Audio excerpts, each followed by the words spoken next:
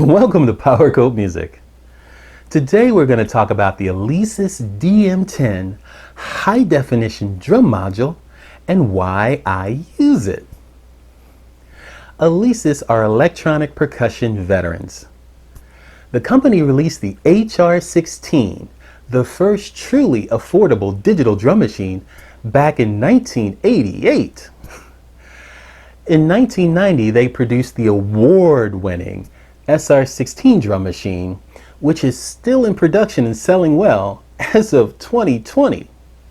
Not too many electronic music companies can say anything like that today.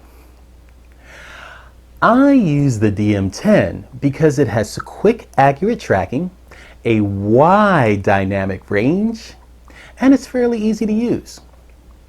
The module has significant trigger input section as well, and it provides surprisingly realistic and natural sounds. The DM10 also has a built-in sequencer, metronome, mixer, and a wide variety of outputs. Its price also makes it a winner, which is a slam dunk for me. The DM10 includes real drum, cymbal, and percussion sounds. They were created from uncompressed samples of classic studio drums and cymbals. They're comprised of acoustic drum sounds from legendary drum brands. Also, a large variety of snare drums and authentic, and I mean authentic, American, Canadian, Chinese, as well as Turkish cymbals. We're talking some of the best. The module's dynamic articulation feature is exclusive to Alesis. Now, what this means is that each sound consists of a series of different samples. They are multiple dynamic level samples with articulations built in. Now, what this means is that when you play harder and softer, the drum or cymbals actually changes its timbre, not just its volume. Let's check out the DM10's features. 12 trigger inputs. Top panel mixer for balancing drums, cymbals, and accompaniment levels. Compatible with most electric drum pads, cymbals, triggers, and controllers. Works with iPad via the Apple USB adapter. The onboard library is multi-sampled from real drums and cymbals. Dynamic articulation changes sound's character along with dynamics. Ability to load sound sets and control software drum modules via USB. Play along with tracks and record yourself with the sequencer. Mix input for practicing with CD and MP3 players. Let's review the DM10's technical specifications. Regarding playback, we have 64 voice polyphony and 128 megabytes of linear memory. For audio and triggering ins and outs, for audio inputs, we have 2 RCA stereo inputs. Triggering inputs consist of 12 quarter-inch TRS. The hi-hat controller input is continuously compatible 1 quarter-inch input. For MIDI, we have an in and an out. For audio outputs, for the stereo mains, we have 2 quarter-inch balanced. The stereo aux assignable is 2 quarter-inch balanced as well. The headphone output is a stereo quarter-inch TRS. And in regards to interfacing with your computer, there's a high-speed USB for MIDI and computer transfer. For sound sets and sequences, preset sounds, there are 1047. The preset sound type is 16-bit uncompressed samples. All right. Preset kits, there are 100. All kits, of course, can be overwritten. The sequencer patterns, we have 75 presets, 25 user. All patterns can be overwritten. Sound types, we have 13 different sound types. We got basses, beatboxes, beat drum machines, Shinas or Chinas, whatever you want to call them, crashes, hi-hats, one-hits, kicks, percussion, rides, sound effects, SFX, snares, and toms. Plenty to choose from. Let's review the DM10's menus and settings. Drum kit. Press this button to go to the main screen and to select the current kit. From here, you can press the cursor down to enter the drum kit setup menu.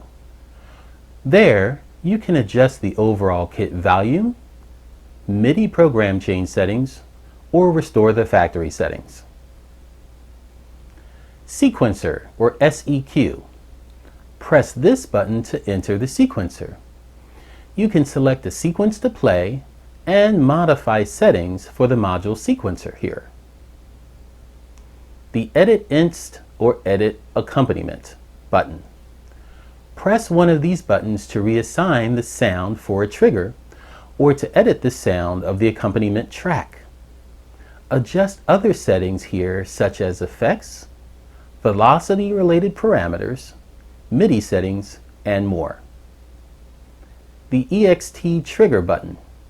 Press this button to adjust sensitivity, crosstalk, thresholds, velocity curves, and other settings for the triggers.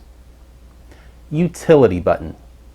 Press this button to enter the utility menu where you can adjust the metronome and MIDI settings. You can update or reset the module, and more. You can navigate the menus and adjust settings and parameters shown on the module's LCD with the following controls. F buttons. Pressing the F1, F2, F3, and F4 buttons will select whatever tab is displayed above it on the LCD screen. Cursor up and down buttons. Press either of these buttons to move up or down through the menu on the screen. The cursor down button on the menu screen will invoke the kit setup screen, where you can adjust the volume and MIDI settings of the current kit. The value dial. Turn the wheel clockwise or counterclockwise to adjust the selected highlighted menu item. Value up and down. Press the value up or down buttons to adjust the selected highlighted menu item one increment at a time. These buttons are for more precise adjustment of settings than the usual value dial. Exit. Press this button to return to the previous menu. Let's move on to selecting drum kits. The DM10 module includes 100 preset kits and 100 empty user kits. To select a kit, press the drum kit button to enter the main screen. Use the value up and down buttons or the value dial to select a new drum kit patch. Let's move on to mixing drum kit volume levels. Adjust the levels of the voices on the kit in the following manner. Press the drum kit button to enter the main screen and then press the Edit Inst button. Select the voice to edit. This is going to be on the top of the LCD screen. Use the value up and down buttons or the value dial to do this. You can also do this by striking the trigger with the No Chase button on. Press the LVL or F2 button to enter the level page. Each voice is two layers, A and B, which you can toggle between by pressing the Edit Inst button. To adjust the level of the entire kit, press the drum kit button to enter the main screen. Then cursor down to enter the drum kit setup menu. Here you can set the overall kit level. Let's look at how to adjust the levels of drum sounds in the mixer. Slide the faders on the module's mixer section.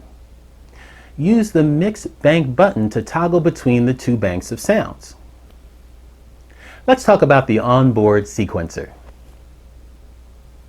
The DM10's built-in sequencer lets you record, overdub, edit, playback, and loop sequences, that is, drum patterns. So with this, you can adjust the settings like the tempo, the time signature, the quantization, and the sequence. In order to do this, first, access the sequencer by pressing the SEQ button. Navigate the menus or adjust the settings accordingly to your requirements. Let's talk about storing your drum kits. The DM10 module can store your information for future sessions.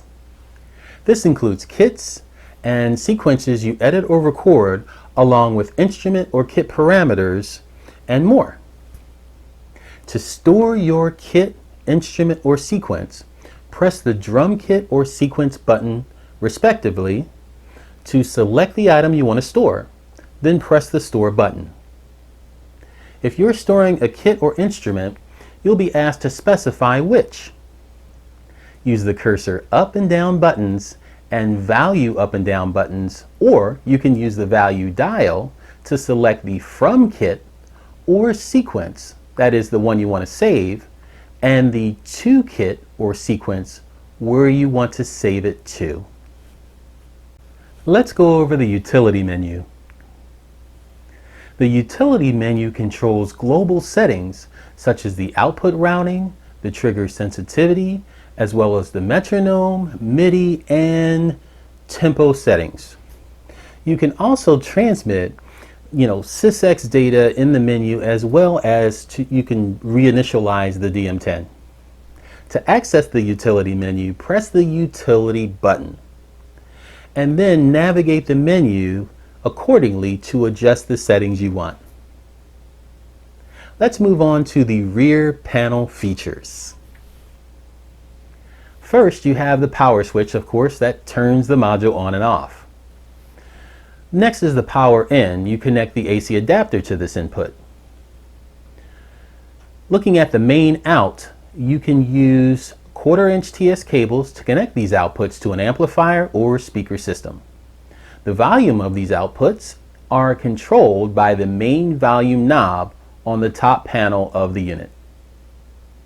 For the aux out, use a 1/4" TS cable to connect these outputs to a monitor system or recording device.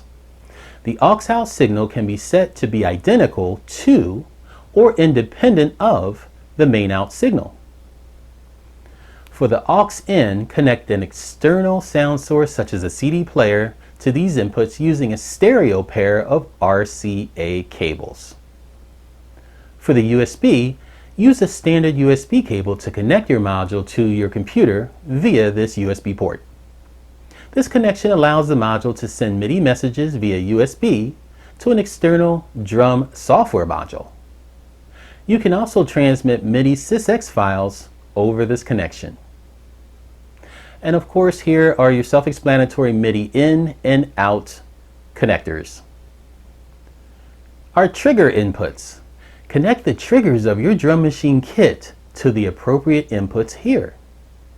Dual zone pads or cymbals, that is, a drum head with drum triggers, rim triggers, or cymbals with bow and bell sounds, all those will require TRS cables to trigger both zones.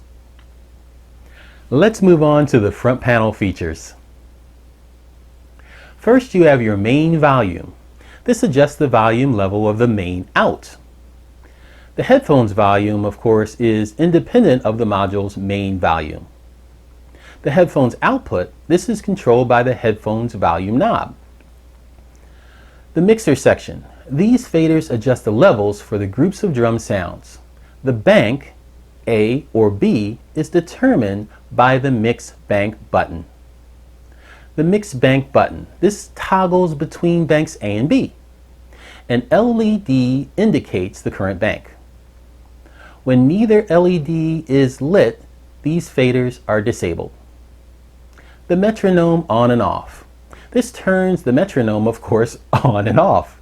Adjust the metronome volume with either the fader directly beneath, or I should say directly underneath this button, when mix bank is set to bank B. LCD, of course, this is your system, your system display. The F buttons 1 through 4 allows you to navigate the menus shown in the LCD display. Press the F button to select the virtual button or tab shown above in the LCD display. Use the cursor up or down buttons to move vertically through the available parameters that are shown in the menus. Now here's a point of note. Pressing the cursor down from the main menu allows you to adjust the overall parameters for the current kit. The value dial. This increases and decreases the values or settings. Value up and down. This increases or decreases the selected values or settings as well. Kind of a fine tune. The exit button returns you to the previous menu. Kit, the kit button. This returns to the main screen. Now from here you can select the current kit with the value, dial, or value up and down buttons. The utility button, we talked about this before, allows you to set certain global parameters for the DM10's overall operation. Again, the tempo, MIDI, output routing, trigger sensitivity, etc. External trigger, EXT trig, adjusts parameters related to triggering, changes the feel and responsiveness of the current kit. Now here's a point of note. Changes to these parameters affect all kits, so you got to be careful. Note chase, this turns the note chase on or off. Now when on, striking a trigger automatically selects it for editing. Edit inst, edits the instrument assigned to the trigger input. Now while editing, pressing this button toggles between the two layers of the trigger. The current layer, A or B, will be highlighted on the top right corner of the LCD display. Edit accompaniment or edit a comp. Adjust the settings of your accompaniment. The adjustment parameters will be shown in the LCD display. The preview button previews the sound of the current trigger. Store. This button saves the changes made to the current kit, sequence, or trigger settings or global settings. Use the value dial or value up and down buttons to select a destination where the current kit or sequence will be stored. All kit instruments and parameters will also be stored. When saving a sequence, it will remember its corresponding kit and accompaniment. The sequencer button. This accesses the sequencer where you can create and edit drum and accompaniment patterns. Mute drums. Mute the drum track of a sequence. Mute accompaniment button. Mute the accompaniment track of a sequence. Stop halts playback of a sequence. Play plays the sequence. The record button, you guessed it, records a new sequence. The tap tempo button, to use this, tap the button at the desired rate to enter a new tempo for the sequence. Change the tempo by holding down the tap tempo button and using the value dial or the value up and down buttons. In summary, I currently don't have a room to set up my real acoustic drum kit. Using the DM10 in my studio doesn't replace my real drums, but for me, it goes a long way towards capturing the performance and sounds of real drums in my recordings without breaking the bank. Well, that's a wrap. If you like this video, please give it the thumbs up and click the subscribe button on your screen and join our group. We have new videos coming out every 7 to 10 days, and we would love to have you be a part of our team. Also, check us out on Facebook and Instagram.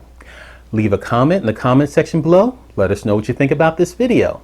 Also, while you're here at the channel, watch some of the other videos, listen to the music, and let us know what you think about that as well. Thank you so much for stopping by. We really appreciate it, and we look forward to seeing you soon.